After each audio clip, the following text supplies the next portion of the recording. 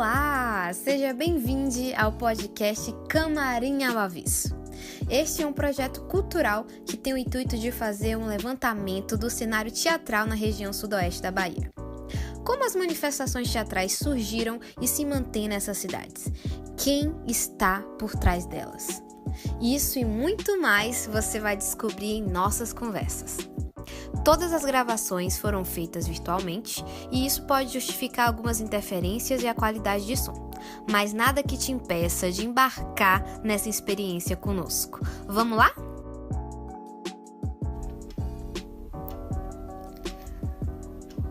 Neste episódio, teremos duas participações. Caio Gabriel e Shirley Ferreira irão juntos comentar sobre o teatro em Vitória da Conquista, além de dividir conosco um pouco de suas trajetórias.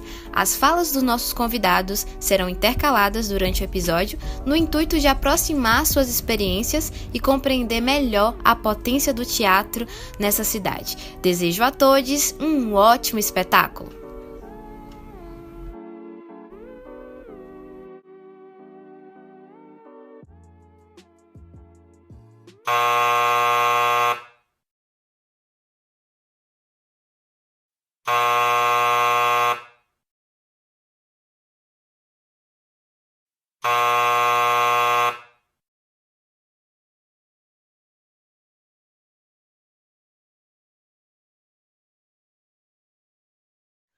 Bom dia, boa tarde, boa noite, enfim, para todo mundo, né? Quem foi ouvir, para vocês aqui. É um prazer estar aqui, muito feliz com esse movimento de vocês, né? Ainda mais nesse momento atual, em que muitos grupos, né, acabaram se não conseguindo sustentar durante esse período todo, né? Bom, eu sou Shirley Ferreira, eu acho que é tão difícil hoje me apresentar, falar de si, né? Mas eu posso dizer que eu sou uma mulher, né, nesse país aí, nesse mundão, e nesse momento também em que a gente está sendo muito atingida também, né, nesse período de pandemia. Então, é importante falar que eu sou uma mulher sobrevivente. Sou mãe de uma criança que vai fazer 8 anos, mês que vem, uma criança autista, eu acho que é importante dizer isso, né? Cada vez mais afirmando, né, quem somos, quem somos, a gente perceber que existe uma diversidade, uma riqueza, né, da nossa própria espécie. Estou uma pessoa, nesse momento, com a relação com a arte, na busca de respeito. Eu acho que eu posso dizer que eu sou uma artista na busca de respeito para com o outro e para comigo mesmo, né? E não tenho mais o que dizer sobre isso, assim. Shirley, como é que começou a sua trajetória com o teatro? Eu comecei o processo na arte na infância. Eu tinha bastante dificuldade de relação social e minha mãe me colocou numa escolinha de música perto de casa, né? Uma escola, era de piano, só que não tinha piano na escola, mas a gente tocava no órgão. Era, porque era uma situação mais precária, mas a vontade da professora era muito grande, né?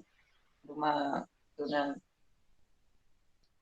Nilda, e foi para mim uma figura muito marcante, uma mulher evangélica, né? Que aprendeu também a música através da religião e passava ali esse conhecimento. Para mim foi bem marcante. Sempre toquei muito mal, mas o acesso à música fez com que eu conseguisse ter uma relação social, né? Através da música, eu percebi o mundo de uma forma diferente. Então, foi bem marcante.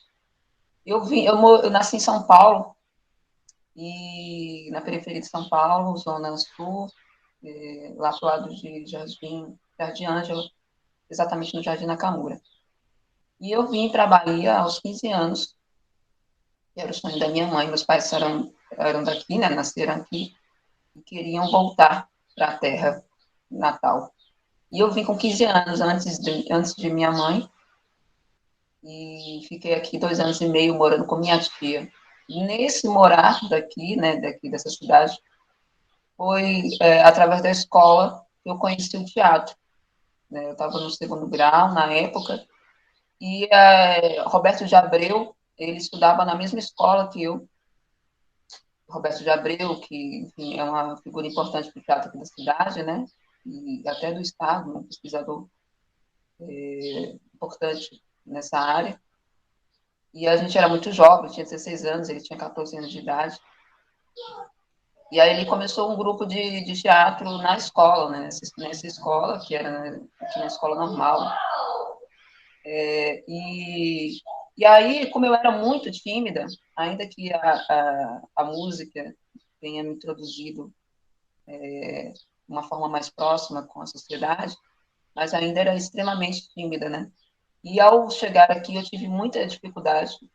A minha dificuldade, que não era só social, era uma dificuldade também de aprender, né? De aprender de uma forma dentro do padrão. Quando eu cheguei aqui, a escola se tornou muito difícil para mim, assim, eu não conseguia entender o que os professores falavam. Então, claro, a diferença de ensino, né, do pública de São Paulo, na periferia na época, e a diferença daqui era muito gritante. Então, eu senti esse impacto e eu não conseguia, fui repetindo de ano, então isso foi tendo um peso muito grande. E o teatro, ele acabou sendo uma grande possibilidade de comunicar e de aprender, né? A arte, ela me acessava em outros lugares em que a escola, dentro de um padrão muito fechado, eu não conseguia me desenvolver ali, né? Porque é muito limitante, né? Ainda a nossa educação, o modelo de educação ainda do nosso país, ele é muito exclui, né? Muitas outras formas de ser no mundo. E aí o teatro foi aí que eu iniciei o teatro. Me apaixonei por Roberto, assim, né? Uma figura muito ativa, um jovem, um menino, né? Ainda, mas com um pensamento artístico muito à frente mesmo do seu tempo. E ele sempre foi uma figura de buscar uma diversidade com os atores, né, e atrizes. Ele não buscava a forma física, né? Pelo contrário, ele buscava o atravessamento dessas pessoas. Quanto mais diverso era o grupo, melhor. E então eu fui muito bem acolhida nisso, assim, né? E foi muito potente esse encontro com o teatro através de Roberto. Foi aí que eu iniciei, né? Aos 16 anos. Entendi. E atualmente você é uma artista independente, não é isso? Mas você já fez parte de grupos de teatro, e tudo mais. Conta um pouquinho pra gente como é que foi essa experiência e também como é que tem acontecido esse cenário atualmente em Conquista, grupos se desfazendo, grupos formando. Como é que você tem acompanhado esses processos? Então, eu iniciei, eu estava com 16 anos, foi no ano 2000, né? E aí a gente estava perto de mudar para o governo, né, de esquerda, a gente ainda era na época um governo de direita, e foi um momento muito marcante, né, muito para o país, né? Então havia uma expectativa muito grande nisso. Eu acho que os grupos de teatro ainda são resquícios, né, do processo da ditadura no país. Quando aconteceu a ditadura no país, houve uma opressão, né, muito grande com relação à arte, né? Mesmo porque a arte é o meio em que a gente consegue acessar a liberdade do pensamento, né? Ter um pensamento crítico, pensar por si mesmo, sem essa manipulação de algo que venha de fora, né, para com a massa. Então, atingir a arte dentro de um Estado que põe um regime, né, como a gente estava naquele período, e eu falo enquanto país, era fundamental atingir a arte, né, para se calar.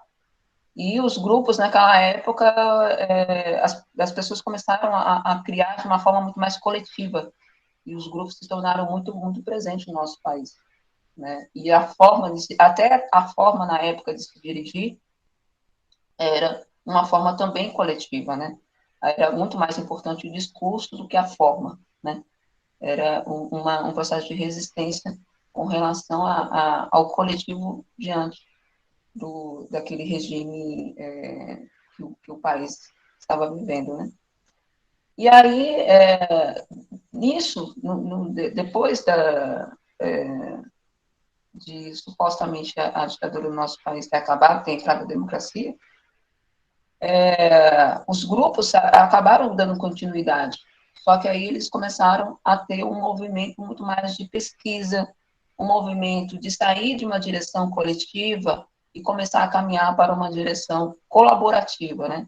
Aonde a gente tinha mais presente aí a presença do diretor e começava a se pensar mais, além do discurso, mas pensar também na qualidade do que se estava dizendo, né? Através da linguagem das artes cênicas, no caso. Então, quando eu cheguei aqui em Vitória da Conquista, nesse período, existia uma efervescência muito grande de grupos aqui na cidade, né? E aquilo se tornava presente exatamente por consequência, né, de todo o histórico do próprio país, né? É um processo de resistência da própria arte no país, vindo através mesmo do povo. E eu iniciei com o grupo Pafatac, né, através da direção de Roberto de Abreu. A gente iniciou na escola, depois a gente desvinculou da escola, né, porque a gente queria se aprofundar cada vez mais no nosso trabalho, e aí a gente tinha até um outro nome, e aí depois a gente passou a ser o Pafatac. A gente ficou no período de 4 anos muito ativo aqui na cidade. Roberto acabou indo para Salvador para estudar, não só Roberto, como a maioria do grupo, né, as pessoas eram 7 pessoas, que faziam parte daquele grupo, Mônica Alves, Daniele Rosa, né, hoje que está em São Paulo, enfim, muitos outros que acabaram saindo da cidade para dar continuidade aos estudos, né? Então, isso foi muito marcante, assim, nesses 4 anos, a gente era um grupo com uma linguagem, assim, com uma característica bastante contemporânea, né? A gente, na verdade, fazia uma desconstrução do teatro tradicional já desde cedo, e a gente já começou o nosso trabalho com uma comédia que era uma crítica ao momento político atual do nosso país, que era SOS Pindorama, Quem é o Culpado, o que contava a história de Adão, desde o nascimento de Adão até os tempos daquela época, né? E aí, nisso quando o Roberto foi para Salvador, o grupo tentou se manter, mas foi muito difícil se manter, né? Mesmo porque a figura principal, né, a direção ali, o cabeça, não estava mais presente, né? Eu tentei ainda dar continuidade, a gente fez novas inscrições para digamos, para um desdobramento de grupo, que foi o Grupo Maniotti, foi quando eu comecei ao processo de direção, né? Depois de 4 anos de trabalho de teatro, eu comecei o trabalho de direção também, com a orientação de Roberto na época, e a gente criou o Grupo Maniotti nessa época. Aí quando surgiu o Isis Miller, que é uma outra artista atriz aqui também da cidade, Teófilo Bira, Paulinha, que esqueci agora, Ana Paula, né, que hoje também acabou se formando em teatro, mas hoje é professora de yoga. Enfim, tantas outras figuras também que nasceram também através desse grupo. Não resistiu muito, porque a minha experiência não era, apesar de uma vontade, um pensamento, digamos assim, né, um pensamento de direção para a linguagem, eu acho que eu sempre tive isso, né, só não conquistei, de fato, esse espaço como eu gostaria de ter conquistado, no caso. Mas existia uma imaturidade, né, da própria experiência. O grupo não durou muito tempo, a gente durou quase 2 anos. Depois disso, Apesar que eu fui a única do grupo que não saiu para uma formação acadêmica, era muito constante o processo criativo em mim, né? Em nenhum momento eu consegui desvincular da arte e dei continuidade. E aí foi quando eu me envolvi, isso em 2002, Sérgio Botelho volta para a Conquista, ele é aqui daqui de Conquista, mas passou um bom tempo no Rio de Janeiro, estudando teatro, dirigindo também, né, uma figura muito marcante também da nossa história do teatro aqui na cidade. Ele volta em 2002. Quando ele volta com um experimento incrível de uma peça 174, uma peça dele que fala sobre esse caso, né, do ônibus 174 no Rio de Janeiro, um caso que foi bem marcante para o nosso país, que escancarava a nossa realidade enquanto a desigualdade social, nesse caso do ônibus 174. E aí Sérgio ele fez esse experimento aqui na cidade e foi quando todo mundo conheceu o trabalho dele, né? E foi muito marcante. E ele acabou estreando dentro de um projeto nosso, que era além das peças que a gente fazia, a gente, do caso do Bafatac, a gente fazia outros desdobramentos de projetos, como tipo Sarau, projetos que abria comunicação com outros grupos, trocas com outros grupos também, projetos também na área de educação, na Secretaria de Educação aqui da cidade, que a Secretaria acabou dando continuidade a esse projeto que eles têm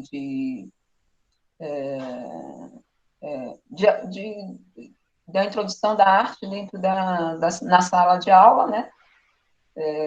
Fora um pouco da rotina mesmo das crianças ali da educação. A Secretaria, depois que a gente iniciou esse projeto, eles deram continuidade até hoje.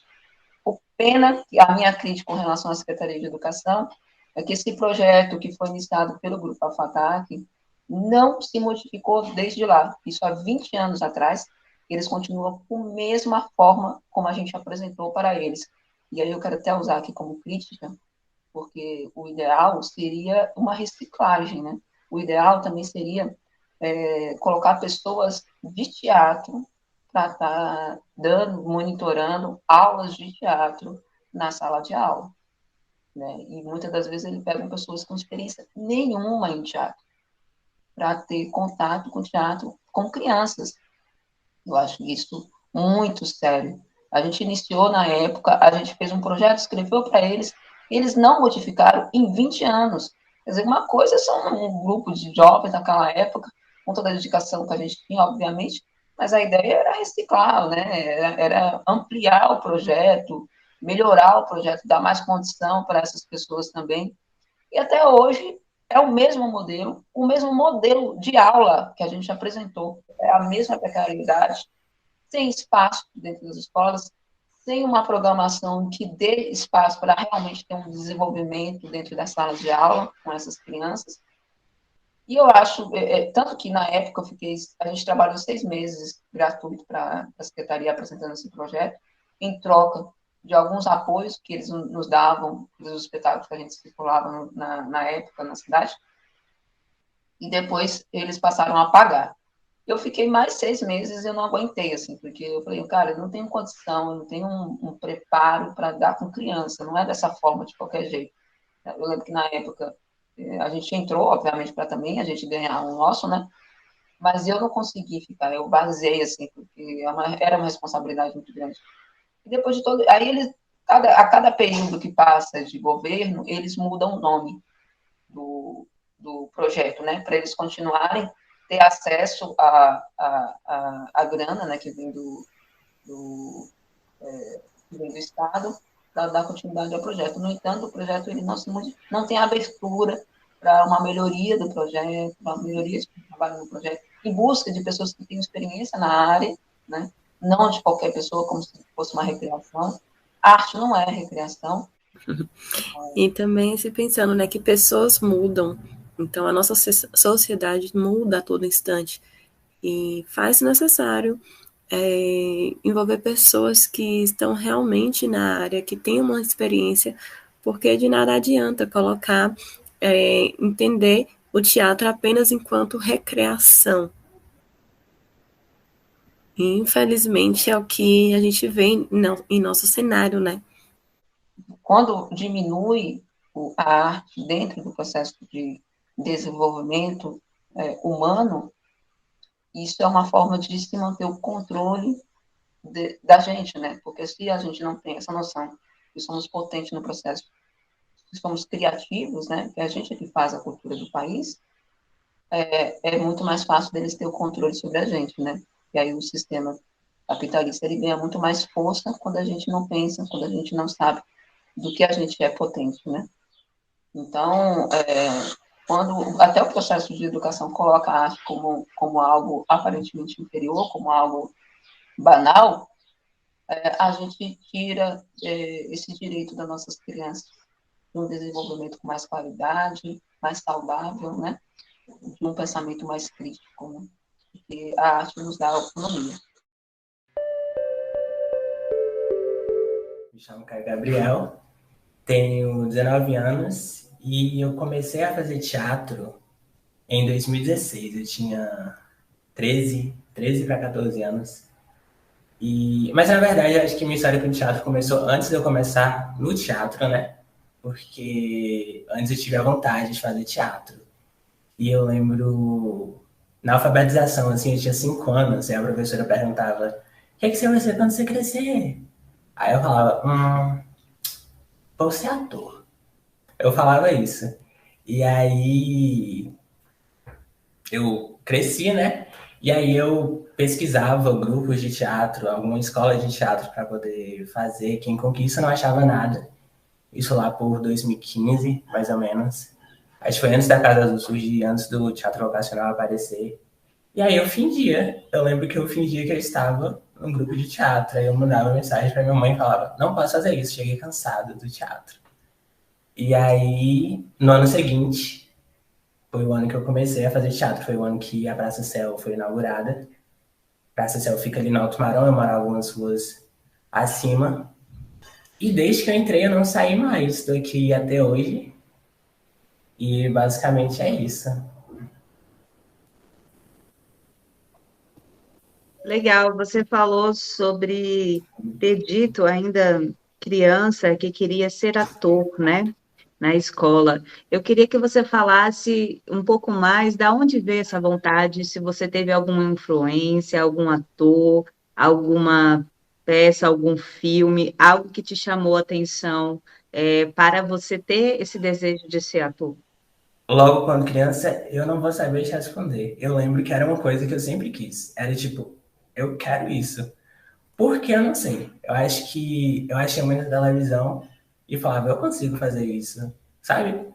Mas aí, no teatro, eu percebi que eu gosto mais do teatro do que outras coisas, sabe? Eu prefiro estar ali no momento do que, por exemplo, eu vou fazer televisão. Aí eu não sei o que foi que me despertou, mas eu sei que é uma coisa assim que eu sempre quis. Fala um pouquinho para a gente aí, qual a diferença para você do teatro para a televisão, para as artes gravadas? Ai, assim, não me entendam mal, mas eu acho que televisão é muito fácil de se fazer, sabe? O teatro é você estar presente, é no momento ali. Televisão é uma coisa gravada, que você vai ver e vai ser sempre a mesma coisa. Você pode apresentar uma peça de teatro 3 vezes no mesmo dia. E as 3 vezes vão ser experiências diferentes, vão ser relatos diferentes do público, relatos diferentes do pessoal que está apresentando. Então, é um momento em que eu acho que o elenco, a direção e o público compartilham junto, sabe? É aquele momento que vai ser para sempre deles. 8 horas no Centro de Cultura, tava ali todo mundo vivendo aquela coisa naquele mesmo momento. Televisão, você grava, assiste 100 anos depois, vai ser a mesma coisa. Conta aí pra gente, a primeira peça que você assistiu, já que você, quando criança, não teve contato com teatro, né? Quando foi, com quantos anos, se você já fazia teatro? Eu comecei a fazer teatro, como eu disse, né, em 2016, por causa do teatro vocacional. E nisso eu fazia parte de um grupo chamado Janelas. E a gente estava montando um espetáculo que se chamava O Mundo de Sofia. E no teatro vocacional existiam dois grupos, o Janelas e o Apodil, que ainda não se entendia como grupo, eu acho. Eu fazia parte do Janelas, não fazia parte do Apodil. E aí chegou um momento em que os grupos tinham que apresentar um para o outro, né, para testar ali, para fazer um ensaio aberto e para ver se estava tudo certo para o dia da apresentação. Então eu acho que a primeira peça que eu assisti foi o ensaio aberto do Silêncio. Assim, deve ter rolado, tipo, peça de escola, essas paradas. Mas de uma peça que eu falei, isso é teatro, foi com o Silêncio em 2016, da primeira montagem. E foi essa peça que me fez querer continuar no teatro. Bacana. Agora eu queria que você falasse um pouquinho o que você conhece da história passada do teatro aí na sua cidade e como chegou até você esse conhecimento histórico do teatro. Eu acho que como eu sou uma pessoa muito jovem, eu não era muito atenta a essas coisas. Até eu realmente estar dentro de um grupo e começar a conhecer outros espaços. Porque uma coisa que eu me lembro muito bem quando eu entrei para a Apogeu em 2017 foi que a gente tinha uma tradição de ocupar outros espaços. Não necessariamente atuar, mas ia ter peça no Carlos Jeová, então ia todo mundo junto assistir. Ia ter peça no Centro de Cultura. E aí, por conta desses meio que intercâmbios, assim, entre aspas, eu acabei conhecendo, ouvindo falar da Ópera Cata. Em 2016, a Casa Azul abriu, né? E aí eu sempre ouvia muito falar de Drica. Nossa, tem uma diretora, Drica Adriana Amorim. E eu ficava, quem é essa mulher, gente? E aí depois eu fui trabalhar com ela. Então, eu fui conhecendo muito aos poucos. Então, conheci Wagner também em 2017, mas nunca tive a oportunidade de trabalhar com todo mundo assim. Então, eu conheço de uma peça ou outra, mas fui conhecendo aos poucos, assim. Como o nosso país não considera o nosso trabalho como importância de necessidades básicas, porque a arte, como diz Gilberto Gil, né? A arte é para estar na cesta básica, né? É como a cesta básica que nós precisamos, assim, né? A arte é para estar, é um item dentro da cesta básica, né? Então, ela é uma necessidade, ela não é um efeito, né? Então, a gente, exatamente porque o nosso país nos vê dessa forma, a gente acabou, durante o processo de pandemia, sendo uma das classes mais atingidas, né?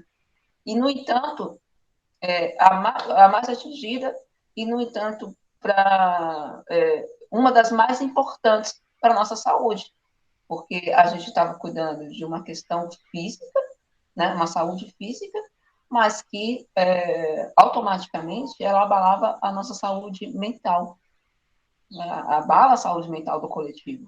Então, a arte é o meio para se cuidar dessa questão da saúde mental. Né? Enquanto os cientistas estavam cuidando da questão física nossa, dessa questão biológica aí, né, com relação ao vírus, cientistas, médicos, enfim, a medicina, a arte ela tinha que estar na mesma medida, entende?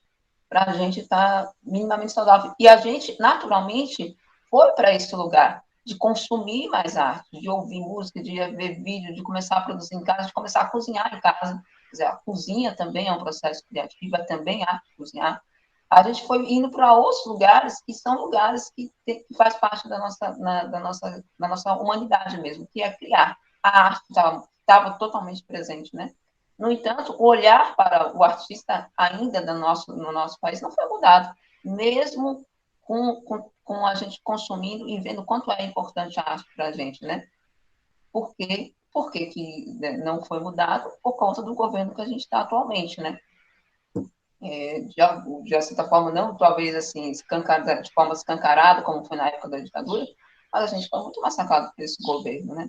o que ele pode fazer com relação à arte, e de contra a essa classe, né, trabalhadora, ele fez e até agora, né, fez esse governo o que pôde atrapalhar com relação ao nosso processo, ao nosso trabalho, ele fez. No entanto, a gente foi muito resistente, né, tanto que a gente conseguiu aí a Lei Rouanet, a Lei Aldir Blanc. Então, isso também foi um processo de resistência da própria classe artística também, né? E a gente ter conquistado isso, para minimamente a gente poder se manter. Aqui em Conquista, eu acho que a gente conseguiu resistir, principalmente por conta do conselho, né? Eu acho que a gente teve uma gestão de conselho de cultura que foi fundamental, aí, principalmente pela figura de Porqui, né, e de conseguir organizar isso da melhor maneira possível. Eu acho que isso foi fundamental. Para mim foi, assim, engraçado, é muito engraçado isso, mas eu consegui minimamente um equilíbrio das condições básicas aqui de casa, no caso, quando eu comecei a ter o auxílio. Isso é muito curioso, assim, e é curioso porque revelou o quanto a arte ela está num lugar muito de escanteio, né? Porque quando você não valoriza, você, no caso, esse tipo de necessidade na sociedade, a gente deixa o artista com condições precárias para sobreviver. Se ele tem condições precárias para sobreviver, ele não vai conseguir desenvolver trabalhos que tenham uma base interessante para esse retorno para a sociedade, né? Quando você tem uma profissão dentro na sociedade, você tem que ter uma contrapartida, né? E a contrapartida é o dinheiro para você se manter, né? Porque o sistema que a gente vê, o nosso sistema econômico, é através do dinheiro, não tem para onde correr, né? Então, a gente oferece um serviço e tem que receber por ele. Se a arte não é considerada enquanto uma necessidade, um serviço para a sociedade, como é que a gente financeiramente vai ter esse retorno? Se sempre esse retorno é como se a gente estivesse pedindo esmola, ou você tem que nascer, né, com um dom tal para estar na mídia, para os escolhidos serem remunerados. Então, eu acho que isso acabou nos prejudicando muito, ao mesmo tempo que houve um fortalecimento no nosso entendimento do artista. Eu acho que isso a gente retoma com mais força, quanto a gente é necessário. Eu acho que a gente tem mais essa consciência agora também, né? Porque, de alguma forma, a gente também compra a ideia de que a gente deva merecer para estar no topo. Só que, na verdade, não. Não temos que merecer para estar no topo. Nós somos necessários para a sociedade. Então, a gente tem que ser respeitado, e respeitado financeiramente, como um professor, como um médico, como qualquer outra função necessária dentro da sociedade. E antes da pandemia, a gente já passava por uma crise aqui na cidade, que foi o teatro. Ele precisa de espaço, e o espaço é físico, por ser uma arte complexa, né? É uma arte que engloba vários outros elementos dentro para ela existir, né? A gente trabalha com cenário, maquiagem, figurino, iluminação, trabalhamos com literatura, com texto, com dança também, com música. É uma arte que ela é uma arte complexa, ela envolve outras artes, né? Então, o espaço físico ele é fundamental. Nós ficamos 5 anos com o Centro de Cultura fechado. Nós temos pouquíssimos espaços ativos na cidade, né? Na área de teatro, para as artes cênicas, né? A gente pode ir para a rua? Podemos ir para a rua. O teatro, ele pode estar em qualquer lugar, ele pode estar onde ele quiser estar. Mas acontece que é preciso entender qual é a condição para estar, para a gente se garantir e fazer. A gente precisa do Estado para garantir o processo de sobrevivência dos artistas do teatro também, mesmo porque são pagados impostos para isso.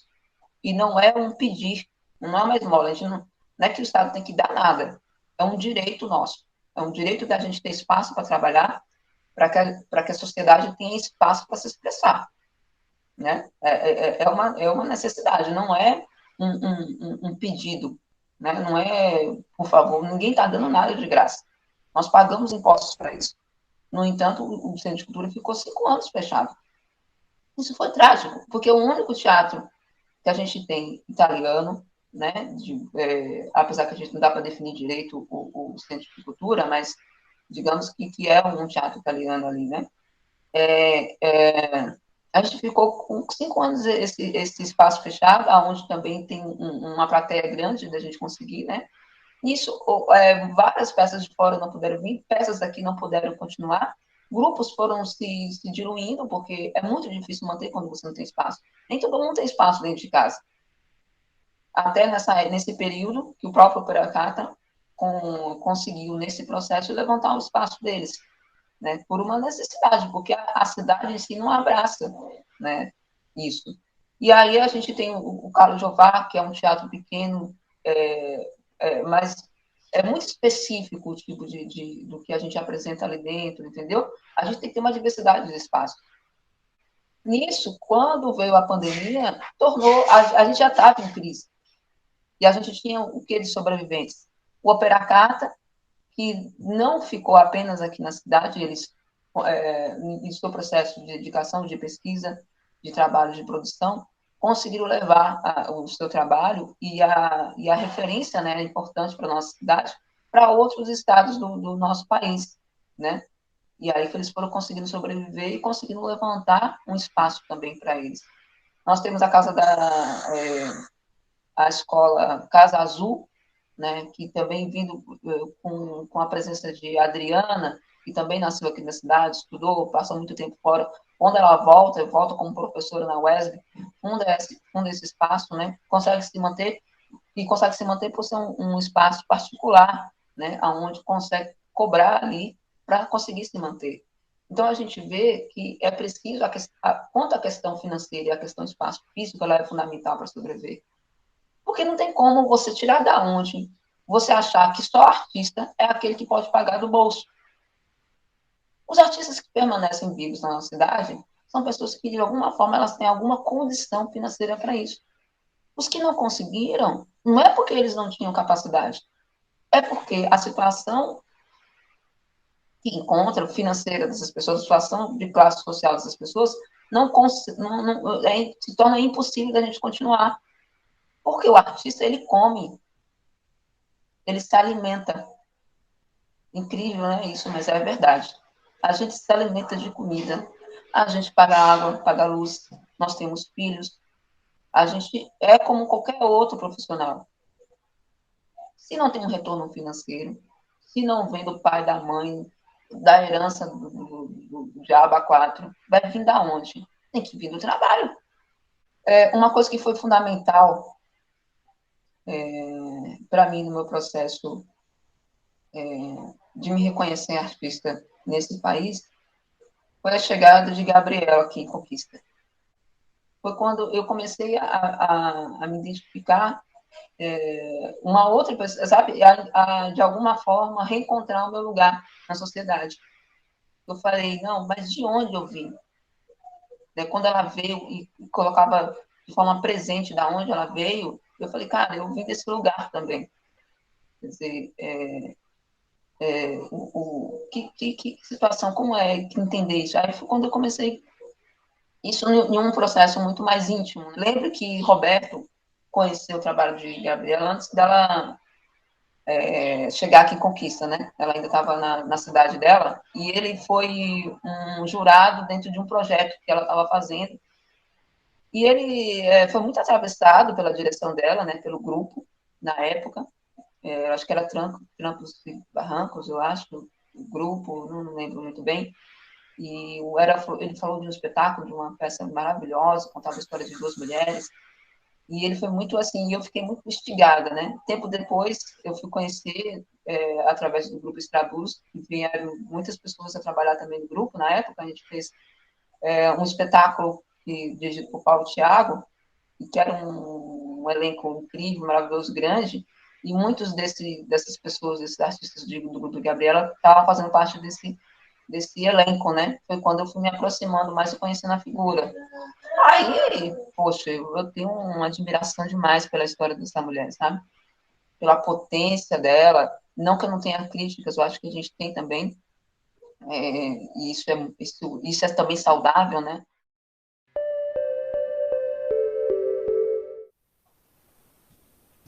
Olha, Gabriela, é difícil, né? Porque eu lembro que existiam muitos projetos em 2019, projetos em que eu participava. A gente, no Teatro Vocacional, a gente estava com inícios de coisas, tanto a Podia fazer parte do coletivo de menor, a gente tinha projetos prontos e que a gente queria levar para 2020. Eu lembro que a Podia ia apresentar o Silêncio mais uma vez no Carlos Jeová. A gente também tinha começado uma peça nova.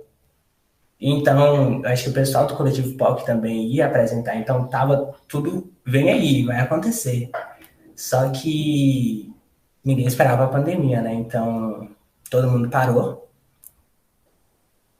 E depois de um tempo, de alguns meses, a gente sem saber como reagir a tudo isso, eu comecei a ver pequenas coisas online, sabe? Então, o Grupo Avogil, por exemplo, ele começou a dar oficinas. Então, não era um teatro... Muito difícil falar de teatro online, né? Porque teatro, como eu falei mais cedo, é a arte da presença, você tá ali. E aí, de repente, virou tudo tela e você tá de longe, não pode estar sentindo o contato com o outro. Então, foi muito difícil fazer teatro durante a pandemia, mas a gente foi ali tentando achar uma forma de se encontrar. E foi isso que rolou, assim. A Casa Azul também, eles fizeram uma mostra cênica, mas uma mostra cênica online. Então, foi como tudo se movimentou. E quando tudo começou a abrir, né? A pandemia começou a se flexibilizar lá pela metade de 2021, eu comecei a ver as coisas voltando, mas o teatro ainda não tinha voltado. E aí, a Bracicel voltou, mas foi ali, sabe, entre trancos e barrancos, porque não tinha como a gente fazer teatro, todo mundo distante, todo mundo de máscara. Então, a forma com que a gente começou a se organizar foi uma forma online. Então, projetos que a gente fez, bora gravar vídeo, bora lançar para a gente não ficar parado. Eu vejo sempre que a prefeitura lança decreto, né, que fala que teatro está aberto, mas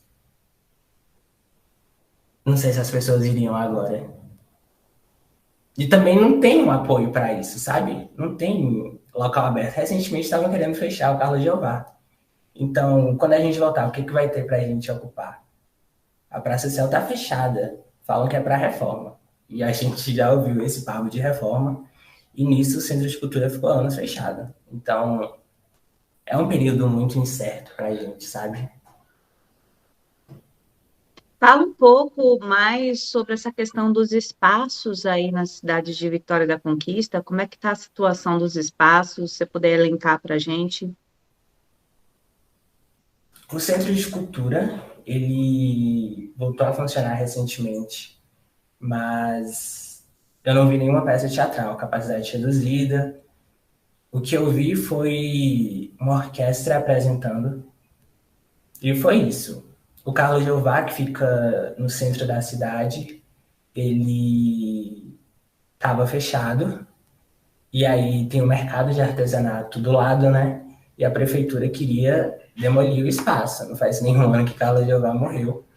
E eles queriam tirar todo mundo dali, tanto os trabalhadores, os artesãos e artesãs, quanto o pessoal do teatro. E queriam construir um shopping, gente. E o espaço claramente precisa de reformas, sabe? O Carlos Jeová, ele é único aqui na cidade. Ele tem uma estrutura oval, o que permite que todas as peças apresentadas lá seja com um espírito mais aconchegante, sabe? É muito diferente do Centro de Cultura, que é um palco italiano.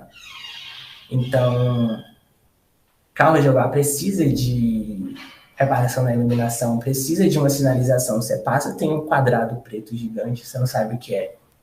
Não sabe o que é o mercado, não sabe o que é o teatro. Então, precisa claramente de uma manutenção. E tem um outro espaço que fica no Alto Marão, que é a Praça Céu, né, onde eu cresci ali, teatro vocacional. E era um teatro que era fechado, o Cine Teatro. Ele só era utilizado pela prefeitura para fazer reunião. E depois de alguns anos, quando a pandemia começou, eles fecharam de novo. E aí foi bem curioso, porque eu mencionei um pouco mais cedo que o teatro vocacional tinha voltado, só que quando a gente voltou, teve esse baque que a gente não voltou para o nosso espaço. Eles colocaram a gente numa salinha, assim, do lado, sabe? Falaram, teatro vocês não vão usar. E eles falaram, não, é a pandemia, o espaço é fechado, vocês não vão poder abrir a porta, não vão poder fazer nada. E aí, curioso que uma semana depois, quando a gente tinha ido lá ensaiar, o espaço estava sendo usado para uma apresentação de teatro, mas era um teatro mais familiar, sabe? É tipo, criancinha, igreja, vamos fazer uma coisinha bonitinha aqui. Então, eu acho que a questão é muito para quem que eles vão liberar esse espaço, né? A gente tentou, e aí a secretaria assim, da praça, eles falaram, não, a gente não vai liberar, não tem conversa, é isso e acabou. E é um espaço que precisa de manutenção. Quando você entra, você percebe, né? O teto dele é muito baixo. Aí eu sempre me questionei sobre isso. E no Centro de Cultura, no Carlos Jeová, o teto é muito grande. Então tinha alguma coisa faltando. Ali era para ter uma iluminação que não tem. É um espaço em que eles fizeram o básico e jogaram ali, sabe? Eu acho que eles nunca tiveram essa intenção de usar aquele espaço para teatro. Eles sempre tiveram a intenção de usar para fazer reuniões da prefeitura. Então, quando a gente começa a ocupar esses espaços, a gente meio que mexe ali com eles. E aí eles falam, não vem mais, e aí proibiram. E é bem triste, né? Porque não era só o teatro que usava. Eu lembro que na Praça Céu tinha um grupo de balé, e o pessoal do balé também usava esse espaço. Tinha um pessoal do hip hop que eles não se encontravam dentro do Cine Teatro, eles se encontravam na porta, mas eu lembro que, a partir de conversas, a gente falou, ei, esse espaço aqui é do povo, vocês podem pedir pauta e vocês podem usar isso daqui. Tinha um pessoal da capoeira, então era um espaço usado pela comunidade. E quando eles fecham, eles estão proibindo que todas essas manifestações artísticas aconteçam. E quando o teatro vocacional voltou, agora no final de 2021, eles acabaram com tudo. Então, tinham várias coisas lá. Tinha, como eu disse, balé, tinha hip hop, tinha capoeira, tinha teatro, tinha aula de informática, tinha aula de desenho, não tinha mais nada. Então, aos poucos eu vejo isso se tornando um espaço em que só vai existir um vigia para cuidar da quadra. E esses espaços culturais, esses movimentos artísticos vão ser encerrados. Pegando um gancho, eu queria que você falasse um pouco da acessibilidade a esses espaços, né? Você falou da acessibilidade do espaço da Praça Céu e o espaço do Carlos Jová e o espaço do Centro de Cultura. É acessível aos grupos? Por que essa pergunta? Nos episódios das outras cidades, a gente vê muito o pessoal falando da falta de espaço para fazer teatro. Em Vitória da Conquista, a gente vê que existem esses espaços, mas e aí, esses espaços, eles são acessíveis? Olha, o Centro de Cultura, eu sei que você tem que pagar para usar, você tem que pagar uma pauta. Mas tipo, eu quero apresentar uma peça, vou me inscrever, vou pedir ali, vou assinar um documento, e minha peça vai estrear daqui a uns meses. Não é isso, você tem que ter um dinheiro. E não é todos os grupos que têm dinheiro para isso, né? Eu lembro que o Apodio a gente teve que suar muito para pagar, porque na Praça Céu a gente não pode cobrar, né? Então, a gente fazia rolê de vender torta, a gente fazia rifa, a gente pedia ajuda mesmo pro pessoal para a gente conseguir fazer uma política de finanças para a gente ter um caixa para a gente conseguir pagar nossa pauta no Centro de Cultura. E no Carlos Jeová, eu nunca apresentei no Carlos Jeová como ator assim. Então, eu não sei ao certo, mas eu acho que também tem que pagar no Carlos Jeová alguma coisa. Se você souber. No Carlos Jeová você pede pauta, mas é isso, né? Você tem que pedir pauta e fica dentro da disponibilidade ali, tem restrição algumas vezes de horários, relativo aos horários dos funcionários do espaço, né? E tudo mais, mas ainda é, para teatro, um dos espaços mais acessíveis que tem em Vitória da Conquista, e por isso é muito importante a mobilização para não deixar esse espaço fechar, né? Não deixar esse espaço acabar. E o Centro de Cultura é isso. Ele ainda é muito fechado para os artistas de periferia, o acesso ao palco, né? Poderia trabalhar mais, como é o espaço mais equipado que a gente tem na cidade, com relação à iluminação, com relação à estrutura física. Deveria se haver trabalhos de formação naquele espaço. Eu me lembro muito quando a gente ia ocupar o espaço no Centro de Cultura, a gente não sabia mexer com a luz, mexer nos espaços ali, como é que é a profundidade da voz e tudo mais. E também eles não liberavam para ensaio, né? Foi uma briga muito grande para que a gente pudesse fazer um ensaio lá para poder reconhecer o espaço. Eu tive que falar que era um reconhecimento de espaço, para que a gente pudesse ter acesso a um ensaio, para saber como é que vai projetar a voz e tudo mais. Então, a gente tem essa questão da cidade de Vitória da Conquista ter mais espaços de teatro, mas eu não acho tão acessível assim. São espaços que poderiam ser mais acessíveis, deveriam, inclusive, ser mais acessíveis, né? Mas parte também da nossa mobilização, conseguir tornar esses espaços mais acessíveis. Porque pós-pandemia, pós assim, a gente está na pandemia ainda, né? Mas na liberação, um pouco, né, para a gente respirar, voltar à questão econômica, enfim, voltar a existir de forma mais presente coletiva também, né? Teve a necessidade de voltar. Quando a gente volta, Jéssica, a gente se depara com uma situação de um teatro, do único teatro municipal fechado, né? Não só o teatro, mas o estado de calamidade com relação ao mercado de artesanato, né? Todo aquele complexo ali. Então, não só fechado, quer dizer, a gente volta com toda a precariedade, né, do que a gente sofreu no período de pandemia, com uma dificuldade de acesso com relação à estrutura, papapá, e a gente vê um teatro fechado. Não só fechado, quando a gente, infelizmente, se depara com uma suposta ameaça de derrubar o teatro. Não só apenas o teatro, e também o mercado. Porque, independentemente se a prefeitura vai ou não fazer a ação, a gente não pode viver nessa situação de ameaça, né? Porque isso deixa você fica numa guerra, tipo uma guerra fria, né? Você nunca sabe quando é que a bomba vai vir. Então, isso dificulta todo o nosso trabalho também. E o Teatro Carlos Jeová não é apenas por uma questão... A gente fala da questão física, nós precisamos, para trabalhar, precisa do espaço em si, mas também falar-se de cultura e falar-se de arte é falar de história, né? E para a gente se compreender e se achar hoje no mundo, é preciso da gente reconhecer também a nossa história. Quando a história é apagada, a gente perde a referência do nosso lugar no mundo.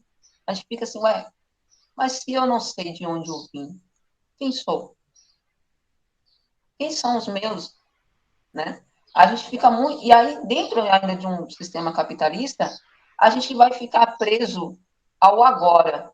A gente se resume de uma forma agora, como se a gente não tivesse passado. A gente se resumindo agora, a gente fica totalmente preso ao sistema e achando que o sistema é a grande verdade. E aí a gente é altamente controlado por ele. Quando a gente volta para a história, claro, e uma história real, a história feita pelo povo, não a história que nos contam, que isso também é muito perigoso, né? E quando a gente faz o resgate, a gente não tanto o resgate ou não deixar apagar aquilo que nós construímos, a gente começa a se perceber quem somos de alguma forma, ou até questionar quem somos também. Se a gente tem um passado, né? Se a gente minimamente sabe da nossa história. E até para modificar a própria história também, o próprio caminhar nosso, é preciso saber o que aconteceu lá atrás também. Então, o Teatro Quero Jeová, ele carrega não só uma questão do espaço físico necessário para a gente sobreviver e fazer nosso trabalho, mas ele carrega também a história de resistência de pessoas dessa área aqui na cidade, né? O Teatro Quero Jeová é um teatro que é uma homenagem a um artista que é fundamental, que foi fundamental toda na nossa história e desenvolvimento do teatro aqui na cidade. Carlos Jeová passou por um processo também de ditadura, ele era um entusiasta, era uma pessoa que investiu muito na cultura na cidade, sabe? Independentemente de como de a gente fazer também críticas com relação ao olhar de cada figura, né, do seu tempo, para com a cultura, para com a arte. Mas, dentro do tempo, do seu tempo, ele fez aquilo que ele acreditava. E nesse seu tempo, ele não só, quanto artista, doou muito, como escreveu um ator de uma presença de palco muito, muito, muito marcante também, escreveu, dirigiu, mas uma figura que tinha acesso também financeiros, né? Conhecimento também doou muito com relação a isso, né? Não era apenas o seu processo criativo, era juntamente também com uma questão material, porque a cultura, ela também existe, ela só pode existir se a gente também tiver um incentivo financeiro, matéria, senão não tem como a gente desenvolver. E, no entanto, Carlos Jeová, ele foi importante nesses dois lugares, como pessoa que estimulava a cultura da cidade, né? Então, foi uma homenagem feita por uma figura que realmente foi fundamental na cultura da nossa cidade, né? E no teatro da nossa cidade. E aí, quando surge o Teatro Carlos Jeová, isso há quase 40 anos atrás, 10, ou um pouco mais de 10 anos, não sei, depois, o teatro foi novamente fechado, né? Porque ele o interessante do Carlos Jeová, ele é um teatro de arena total, né? Eu acho que eu tenho certeza que é o único teatro de arena do estado. Nós temos semi-arena, nós temos teatros parecidos, mas teatro de arena é o único, né?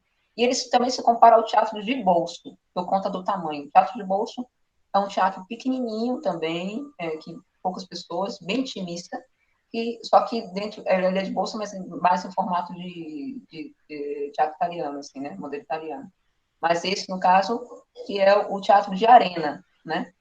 Então, ele tem uma questão particular, que é a questão também acústica também. A acústica dele é muito interessante também, muito bem pensada. E quando ele foi construído, a única vantagem, ao meu ver, na verdade, do teatro era essa, que ele era um teatro de arena, e era um teatro que tem uma acústica muito, muito, muito bacana, um retorno muito bom, né?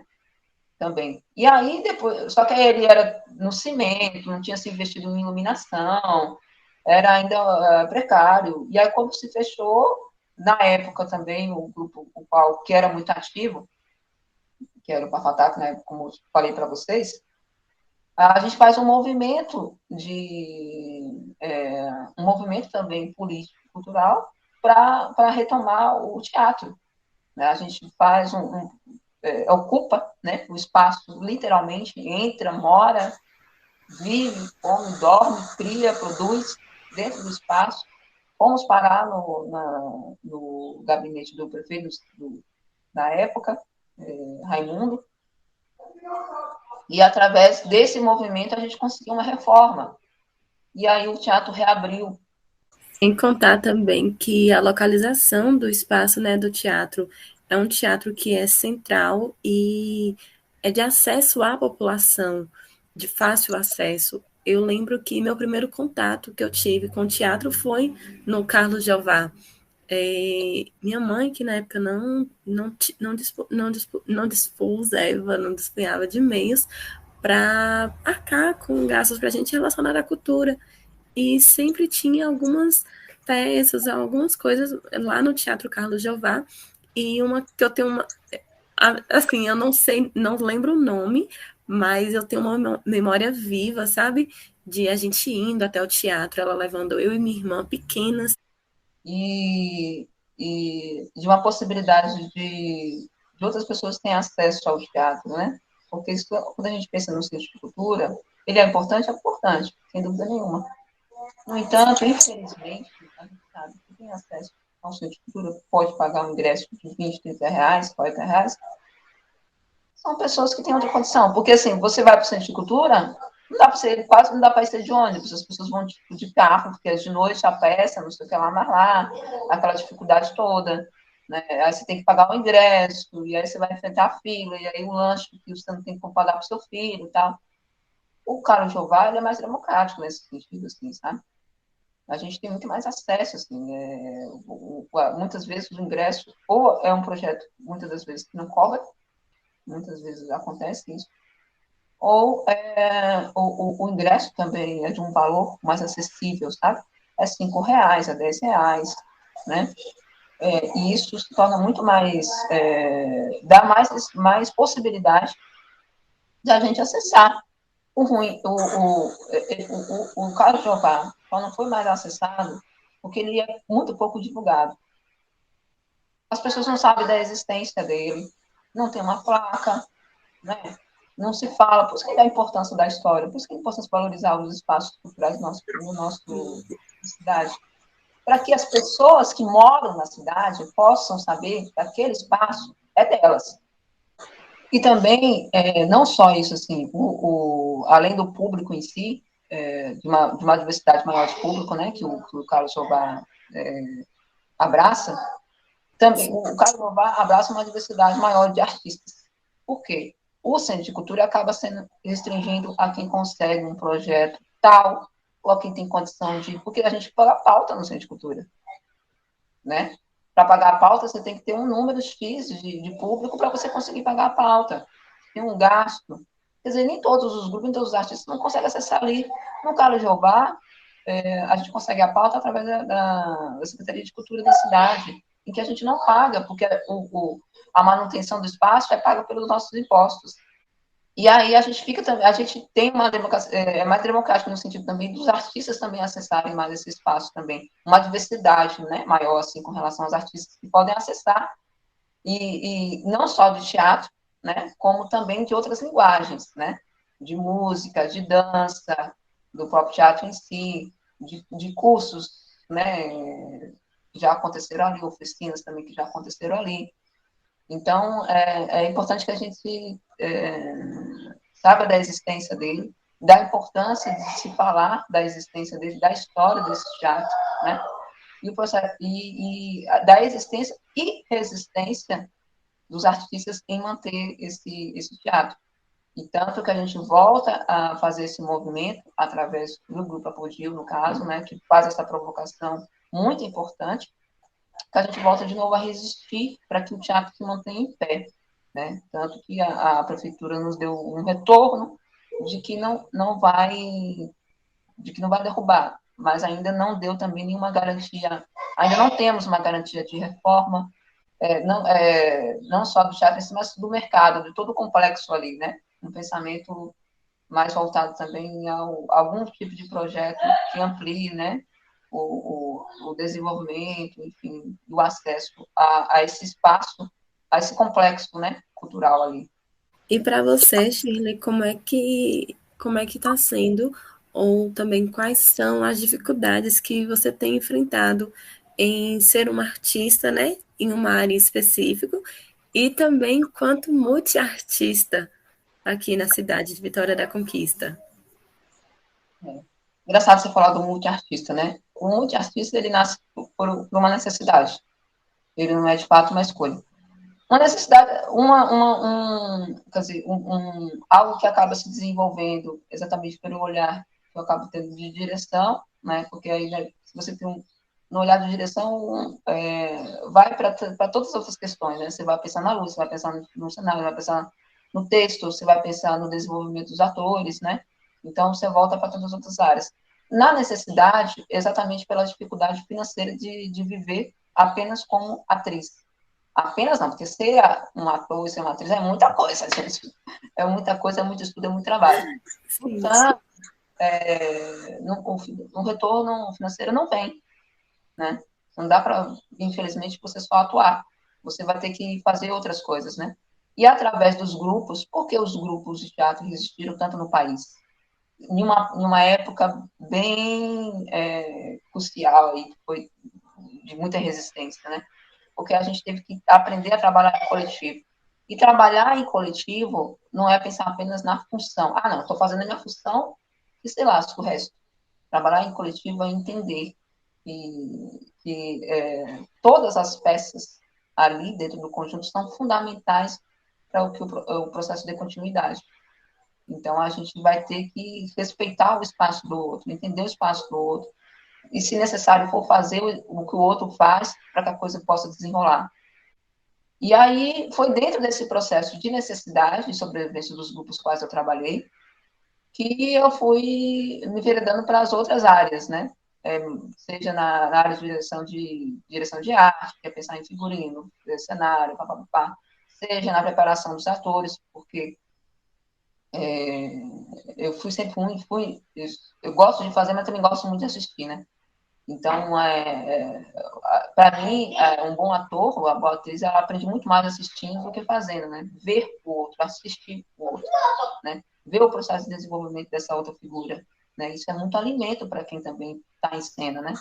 Então, eu acabei desenvolvendo, eu tive a oportunidade, né, de fazer, tanto de fazer direção, mas também de ser muito assistente de direção dos diretores dos quais eu trabalhei, dos grupos que eu trabalhei, né? Então, eu aprendi muito com essas figuras, com o Roberto, com José de Botelho, enfim, com Sônia Leite.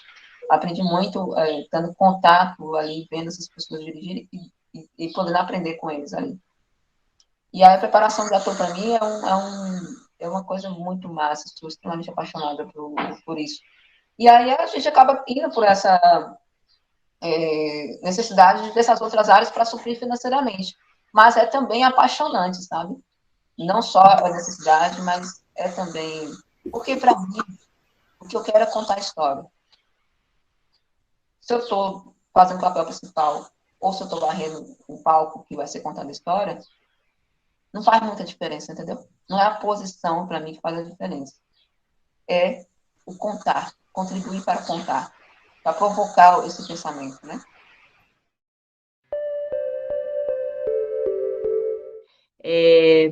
Agora, eu queria perguntar para você, você disse que a primeira peça que você assistiu foi a peça Silêncio, né? Mas teve alguma outra peça que te chamou a atenção e por quê? Eu quero que você fale de uma que você assistiu e de uma que você participou. Tá, a que eu assisti, como eu disse, foi o Silêncio, né? Eu lembro que em 2016 eu cheguei pra... Muito difícil falar com você, porque eu vou falar pra Gabriela. Eu não sei, eu falo pra Gabriela, na terceira vez eu falo pra você. Aí, enfim, eu cheguei nas janelas e falei: Gabriela, não quero isso. Esse teatro, porque o Mundo de Sofia, ele é um livro, né? E a ideia era fazer com que a gente criasse cenas. Então, a partir da pergunta, quem é você? Que é a carta que Sofia recebe no correio. E eu fiquei, gente, o que é isso? O que eu tenho que fazer? Eu fiz uma coisa, obviamente, mas não era um teatro personagem bonitinho, Romeu e Julieta. Ai, Shakespeare, não era. Aí eu cheguei pra Gabriela e falei: não, é pra mim. Beijos, até a próxima. E aí ela falou: ano que vem eu vou trabalhar com Shakespeare, se você quiser. Eu falei: conte comigo. E aí eu continuei indo, né, pro teatro, mas sem participar ativamente da peça.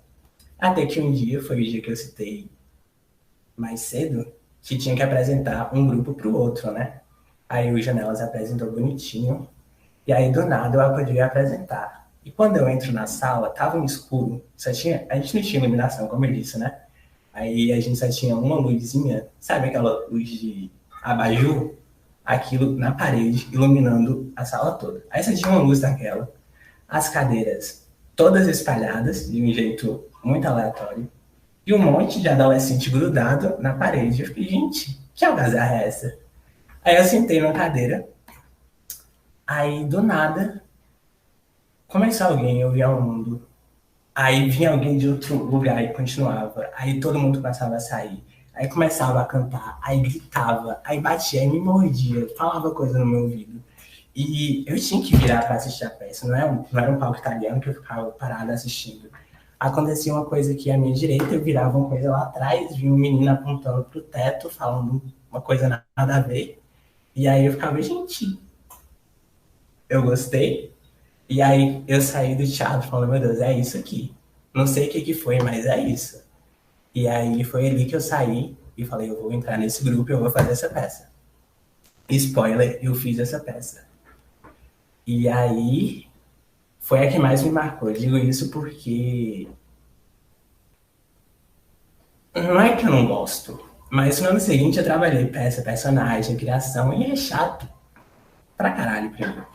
E aí eu gosto mais desse outro esquema, que eu pude ver ali assistindo aquela peça. E que eu me identifiquei, eu falei, é isso que eu vou fazer. Então, essa foi a intervenção artística que eu assisti, que mais me chamou a atenção. A que eu fiz, eu diria o silêncio, porque foi uma experiência muito bacana de fazer, mas, com certeza, o Insulto ao Público. O Insulto ao Público, ele é um texto do mesmo autor, e ele é um texto que ele era muito difícil ser encontrado na internet, assim. Você colocasse Insulto ao Público, você não iria achar muitas coisas. E o que você achasse seria de, tipo, gente de 20, 30 anos fazendo. E aí a Gabriela chegou e falou, então, esse texto de, sei lá, 30 páginas, eu vou fazer na boca de 5 criancinhas. Eu tinha 14 anos, e aí fiz Insulto ao Público. E Insulto ao Público, ele é uma peça que não é uma peça, né? Um spoiler aqui. Ele chega falando que essa peça é um prólogo. Então, a gente ficou ali mais ou menos por 1 hora, 4 adolescentes de 12 a 17 anos, falando para o público que ali eles não iam ver um espetáculo, que eles não iam ver uma cena, que não ia acontecer nada. E a gente começava a xingar eles, a insultar, como o próprio nome diz, né, insultar o público. E foi a primeira peça que eu fui para um festival, o Festival Caroá de Poções. Então também foi uma experiência muito bacana. Então eu acho que essa foi a peça que eu fiz que mais me chamou a atenção, sabe? Dá o gosto de falar o texto. Uma coisa que eu tô muito te zoando na tua cara. Era muito bacana. Quem quiser ler, eu recomendo muito. Coloque em Insulto ao Público, vê se você acha um PDF, que é muito massa. Bacana, Caio. Já que você falou de festival, você pode falar dos festivais que você já participou e a importância deles na sua formação e também na resistência dos grupos que você participou? O primeiro festival que eu participei foi em 2017, com o coletivo de menor. Foi o Festival Caroá em Poções. E a importância dele é porque ele meio que tirou a gente da zona de conforto, sabe? Em Conquista, o público teatral, ele é o mesmo, assim. Você vai para Centro de Cultura, para o Carlos Jeová, para uma apresentação na Praça Céu, você sabe quem você vai ver. Pode ter pessoas diferentes, mas vai ter um público. E eu lembro de apresentar essa peça para o pessoal que eu conhecia, né? E quando eu fui para Poções, era um público, era outra cidade. Então, era um público totalmente diferente. Eu não sabia como era aquele público. E o Festival Caroá, ele é um festival que ele tem premiação. E o coletivo de menor tinha acabado de começar. Então, eu acredito que para outros coletivos, para outros grupos, isso seja também muito importante. Você dá uma premiação, por mais simbólica que seja, sabe? E não é nem por competir, mas todo aquele clima de estar em outro lugar, estar no festival e assistir todas as outras peças. É um intercâmbio cultural muito grande, porque você consegue entender um pouco de cada outra cidade que vai participar. Então, é muito importante quando você vai para um festival, você apresentar. Mas você também prestigiar outras peças que estão rolando, né? Seguir e apoiar o pessoal do festival, porque é sempre uma troca muito bacana. E eu participei de alguns outros no ano seguinte, em 2018. E eu fui em Salvador, né? E foi o que você falou. Aqui em Conquista, a gente ficava muito perdido nos teatros, quando a gente ia para o Centro de Cultura. E eu lembro de em Salvador, a gente apresentou no Martim Gonçalves. E a gente não sabia lidar com iluminação. O palco girava. Eu fiquei, meu Deus, como assim o palco gira? E aí minha cena foi no palco girando. Aí eu fiquei, meu Deus do céu, o palco gira, galera. Vocês sabem o que é isso. E aí, esse festival também, eu acho que tinha uma premiação. Mas não era premiação. Era você passava e você recebia um valor para você poder ir. Ou era esse, ou era outro dia que eu fiz em novembro. Eu não vou lembrar os nomes. O de Porto Seguro, que recebia cachê, do Isso, Festival do Interior. Festival do Interior da Bahia, que é um festival que você ia para apresentar peças, mas também tinha oficinas. Isso também foi muito legal, porque também rolava esse intercâmbio. Você fazia a peça, mas você também tinha oficina com o pessoal de outros grupos e com alguém de outra cidade. E eu lembro que em outros coletivos da Praça Céu, teve gente que entrou para o teatro por conta dessas oficinas. Porque conheceu Gabriela, porque conheceu Cília, porque conheceu o pessoal que estava lá. Então, a importância do festival como incentivo, como você tá ali e trocar com outros artistas, porque às vezes a gente se sente meio sozinho, né? Fazendo arte. Então, quando a gente vê outra pessoa que passa pelas mesmas coisas que a gente. Eu lembro que em Salvador rolou um momento, né, que todos os grupos estavam numa sala com os idealizadores e a gente estava conversando. E a gente foi falando, a gente faz teatro na Praça Céu. Aí o pessoal achou que a Praça Céu não tinha um teatro, né, que a gente fazia o silêncio na praça, tipo, público, que era uma peça de rua. E aí, escutar as trocas do pessoal, escutar os comentários, era sempre uma coisa muito rica. Então, é uma experiência marcante. Quem tiver a oportunidade, faça.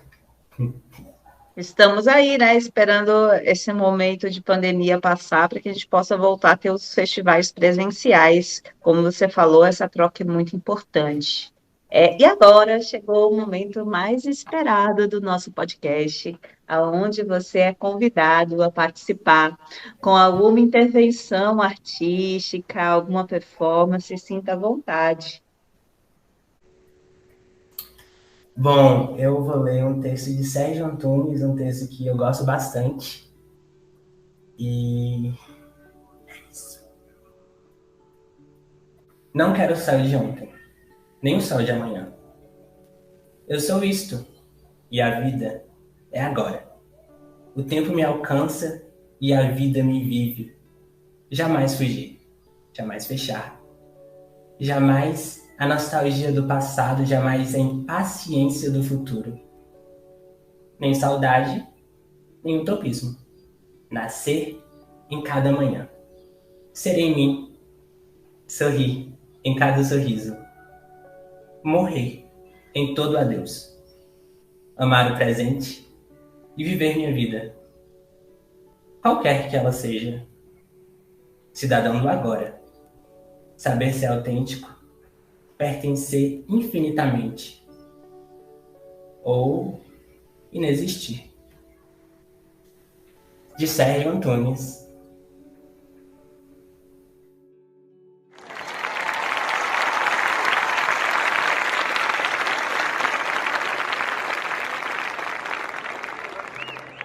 E esse texto, ele sempre vem à tona, na verdade, porque eu me identifico muito com ele mesmo. Ele fala de tudo que um dia eu quero dizer também, que é falar sobre pessoas com deficiência, assim. Na época, a gente fez um apanhado, assim, de vários textos modernistas, tal, então é um apanhado de vários textos, assim, não tem necessariamente um ator, mas vou lá dizer. Hoje eu não vim aqui falar de Fernando Pessoa. Hoje eu vim dizer a merda que tá tudo isso. Vocês são iguais a sabe quem? Aqueles que foram na Roda Viva espancar os atores. Vocês não diferem nada deles.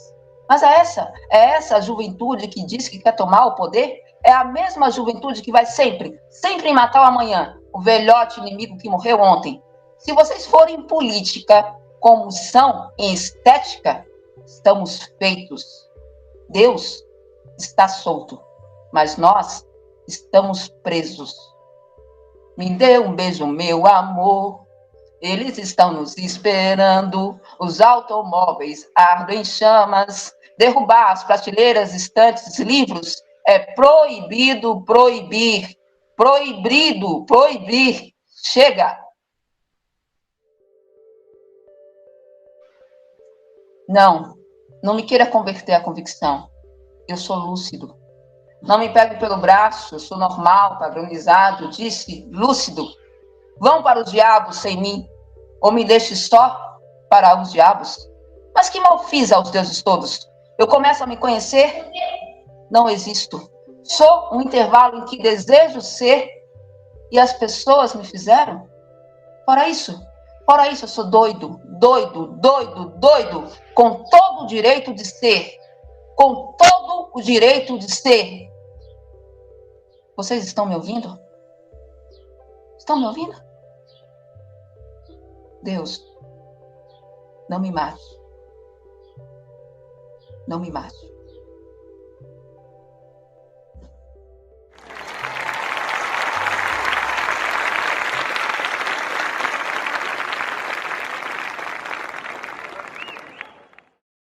Você também teve, né, na produção de Bicho, não é isso?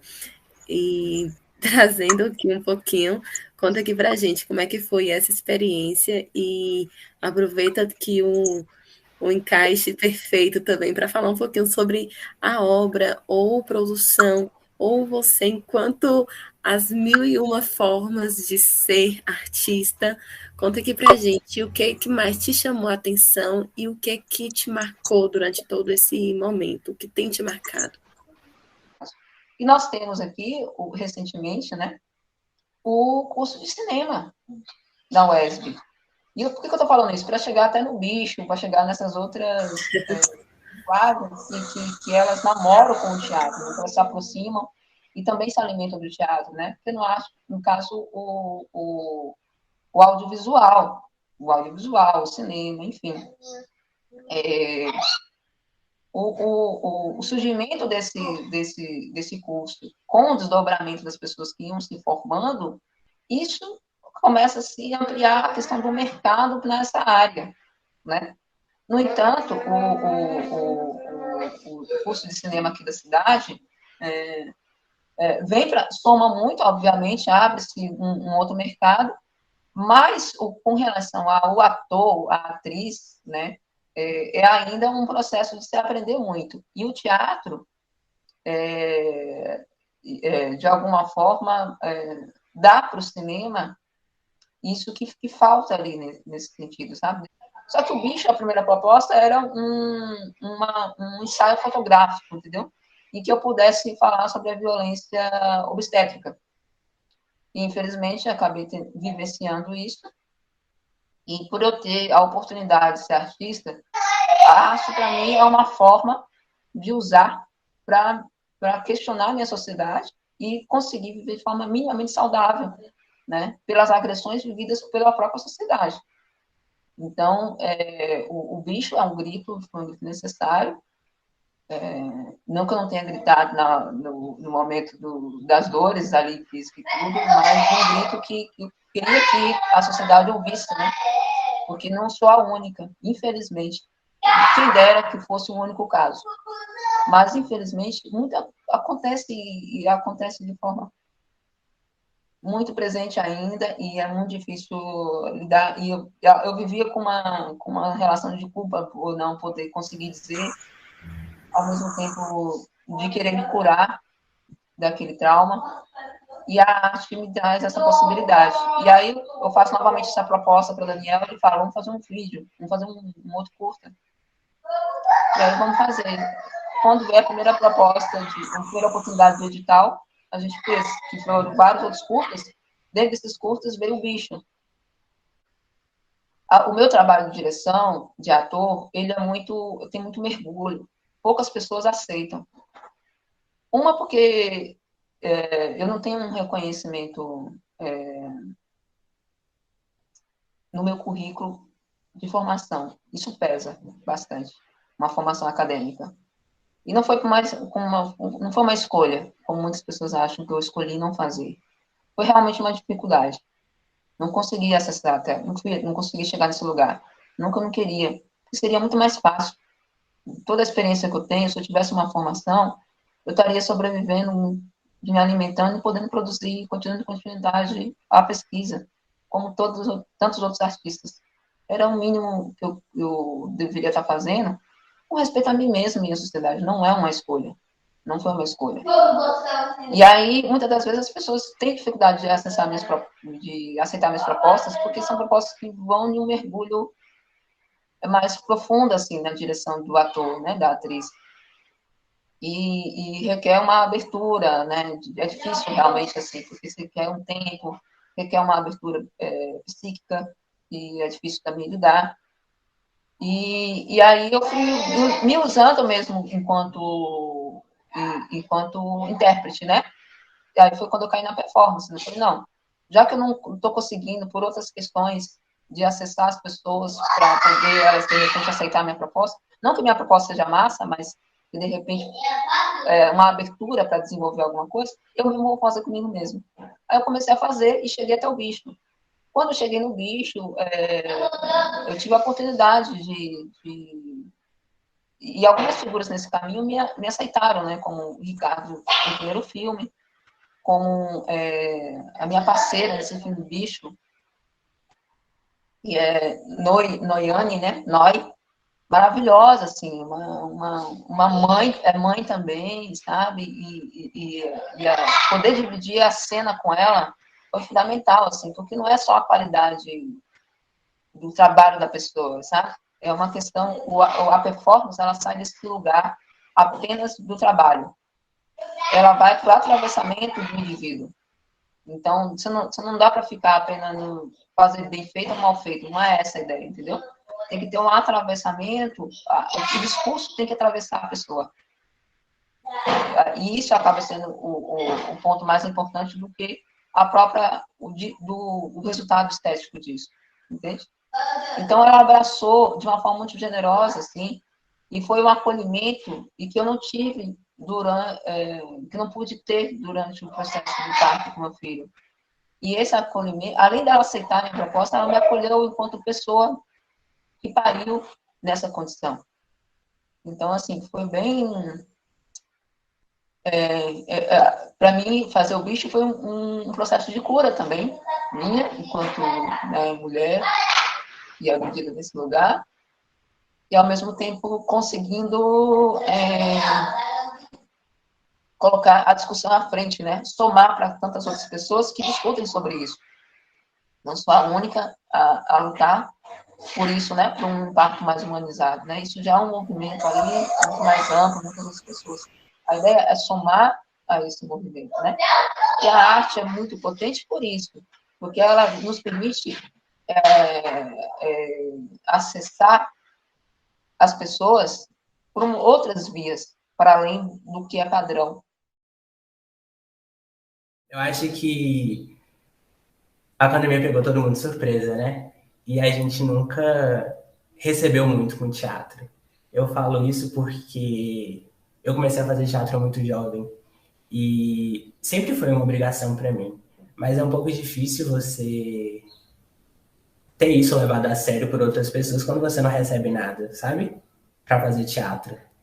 Então, com a Lei Aldir Blanc, os grupos que eu fazia parte na época, a gente conseguiu esse apoio, né? A gente teve, pela primeira vez, recursos para comprar equipamentos de qualidade, para comprar câmera para gravar nossos vídeos, para comprar microfone, para comprar notebook para poder editar. E também para poder se pagar, porque quase nunca eu era pago para fazer teatro, sabe? Não é tipo, não pagava na realidade. Não tinha como. Não era uma coisa... Não é uma coisa que está muito forte na nossa cultura ainda, pagar para assistir teatro. Então, raramente quando rolava um festival ou outro, mas fazer peça a gente não podia cobrar. em alguns espaços, outros, se a gente cobrasse muito, ninguém ia, mas, sabe? Então, a importância da lei, eu acho que veio muito para dar ao artista um valor. Entende? Para falar para ele, ok, você está vendendo o seu trabalho, você está vendendo você está vendendo o seu corpo. E também a importância do artista, ele tá recebendo esse valor. Não assim, o governo foi bonzinho e deu. Não, era obrigação, sabe? Isso deveria continuar acontecendo. Sempre. O governo liberar um fundo exato para a cultura.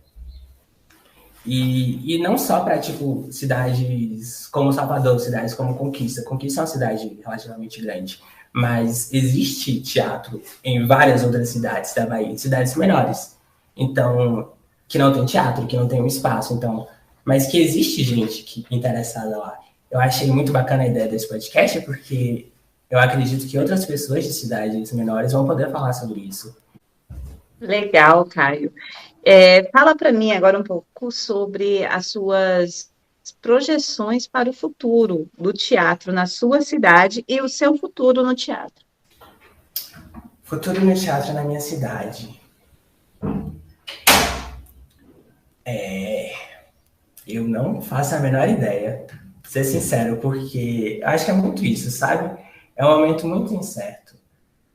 O Teatro Carlos Jeová fechado, a prefeitura fala, não vamos demolir, mas eles não entregaram o documento ainda falando, não vamos, isso aqui é certeza. Vamos fazer uma reforma, mas aí vem reforma e fica fechado. Praça Céu também fechada, mesmo motivo, falando, vamos reformar, vocês não podem ficar aqui dentro. Então, teatro presencialmente, eu não faço a menor ideia de como vai ser comportado no futuro, mas é sempre aquilo, né? 2023, com certeza, eu espero que comecem a voltar esses movimentos, porque o que a gente anda vendo é muito online, que aí vem o que eu venho fazendo, né? Minhas projeções pessoais, que no teatro, nessa pandemia, a gente não pôde fazer teatro, então a gente teve que arranjar outra desculpa para poder ter esse momento. Então, o Grupo Apogeu, a gente começou a dar oficinas de teatro do oprimido virtualmente, e a gente já fez duas vezes em 2020 e 2021. Então, isso foi muito bacana. E eu espero que a gente continue isso, porque o Teatro do Oprimido... Sou muito grato ao Apogeu por ter me apresentado no Teatro do Oprimido, porque eu acho muito importante o teatro, para além do teatro, né? O Teatro do Oprimido, para mim, ele é o teatro que vai para a organização política. Acho muito bacana o trabalho que Augusto Boal fez no exílio dele na Europa, que foi de conversar com a classe trabalhadora da época e chegar, e aí, o que está acontecendo? Porque quando a gente faz o Teatro do Oprimido, a gente nunca chega com o tema, né? E aí, é o momento em que ele dava voz para quem estava ali embaixo da pirâmide. E eu acho isso realmente muito importante, porque é um momento em que as pessoas se unem para discutir problemas. Então, ele é o começo, é o pontapé para uma organização. Então, eu acho que projeção pessoal, assim, para mim é continuar fazendo isso, continuar levando o teatro do oprimido. E é isso, eu acho que, como eu disse, a gente começou a procurar vários outros meios para estar junto, para fazer um pouco de arte, enquanto a gente não pode voltar presencialmente. Então, de gravação de vídeo, de gravar poema e postar no Instagram do Grupo Apogeu, que é @Grupo Apogeu, de criar outras peças, outras matérias, sabe? Para ir postando aos poucos até a gente poder voltar presencialmente. Mas é um período muito difícil para ser artista e para falar que vive da arte. Para finalizar o nosso episódio, eu gostaria de pedir para você pensar em uma fruta que resuma o nosso encontro de hoje. Eu vou começar falando a minha fruta. A fruta que eu vou falar hoje é o tomate. É o tomate porque eu vi uma coisa que eu achei interessante, que diz assim, que inteligência é você saber que tomate é uma fruta, mas sabedoria é você não utilizar o tomate numa salada de frutas. Então, vai ser o tomate, porque eu acho você muito tomate, sabe? Eu acho você muito diferente, ao mesmo tempo que você se entrega bem aos grupos no qual você participa. Eu amei essa explicação. Eu amei esse negócio de tomate. Eu amo comer tomate. Quando eu era criança, eu comia tomate igual como maçã. Acho delicioso. E eu comi salada de fruta hoje. E que bom que não tinha tomate. E a fruta que eu escolho é uva verde. Porque uvas, elas são pequenininhas, né? E aí você vai comendo muito rápido. E quando você vê, você já comeu o cacho todo. Eu acho que hoje foi isso. Foi de pouquinho em pouquinho, mas que eu iria comendo até. É tipo pipoca, você vai comendo um montão e você nem percebe. Então, passaria o dia todo e nem ia perceber a hora passar. Por isso que eu escolhi uma uva. E eu acho esse projeto do Camarim ao Avesso. Eu acho que esse projeto do Camarim ao Avesso é muito bacana, porque vocês estão dando voz a artistas pequenos de cidades pequenas. Então, eu acho muito legal essa premissa de você ir atrás de outras cenas culturais que estão acontecendo para formar um tipo de aliança e não, sei lá, um nível de rivalidade, mas de falar, ei, tem gente aqui, tem gente aí, bora se organizar para a gente cobrar por mais. Encontro que nós tivemos aqui hoje, eu posso chamar de umbu, porque além de ser a fruta da estação, né, que está finalizando, mas ainda é a fruta da estação, hoje cedo, antes do nosso encontro, eu estava chupando umbu. E ficou esse gostinho do umbu, você aí conversando, a gente aqui dialogando, e o gostinho do umbu forte aqui. Então, por isso que hoje eu traduzo esse encontro à fruta umbu.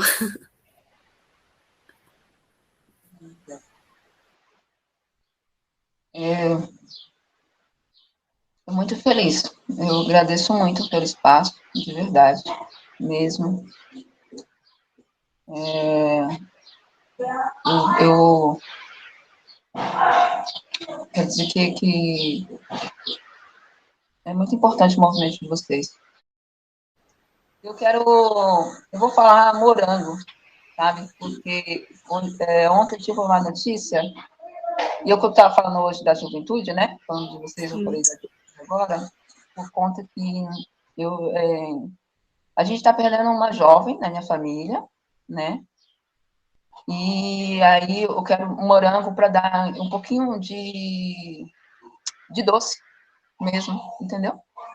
E dizer assim, de tudo que eu não. Que a gente não pôde abraçar e amar essa figura da forma como ela é, em que seja lá onde ela estiver agora, né, nesse processo de luta física agora, muito, muito forte, que tem um pouco de doce na alma dela, assim, e que eu possa estar aberta a toda a juventude mesmo, sabe? As crianças, os jovens que às vezes, muitas vezes a família não aceita pela sua diversidade de ser no mundo, né? E como é importante a gente ser aceito, né? Ser amado pelo que a gente é. A gente possa amar nossos filhos, nossa juventude, como ela é, sabe? Na sua função de vida, permitir a vida, né? Então, eu trago morango de uma forma bem romântica, né? Assim, uma fruta bem docinha, para trazer um pouquinho de doce, assim, né? Eu quero agradecer mesmo, agradecer o espaço, agradecer de falar um pouquinho sobre mim também, trocar essa ideia com vocês, né? E que a gente cada vez mais possa abrir espaços para a gente trocar, para que seja potente, né?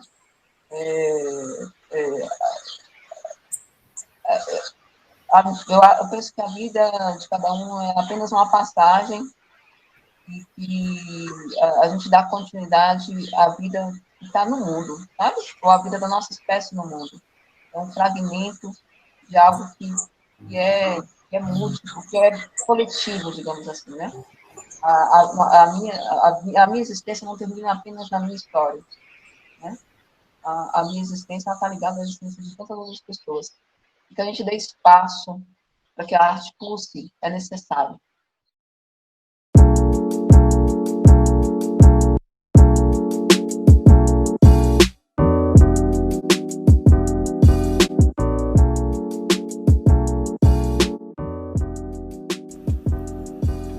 Este podcast é um projeto que conta com uma enorme produção, edição, produções artísticas para divulgação, administração de redes sociais e entre outras funções oriundas nas pessoas de Álvaro Oliveira, Kaique Damasceno, Caio Gabriel, Gabriela de Souza, Jéssica Ferreira, Manuela Pedra, Síria Carinhanha e Yuri Araújo. Apoio financeiro, Prêmio Cultura na Palma da Mão, Programa Aldir Blanc Bahia, Secretaria de Cultura, Governo do Estado da Bahia. Secretaria Especial da Cultura, Ministério do Turismo e Governo Federal.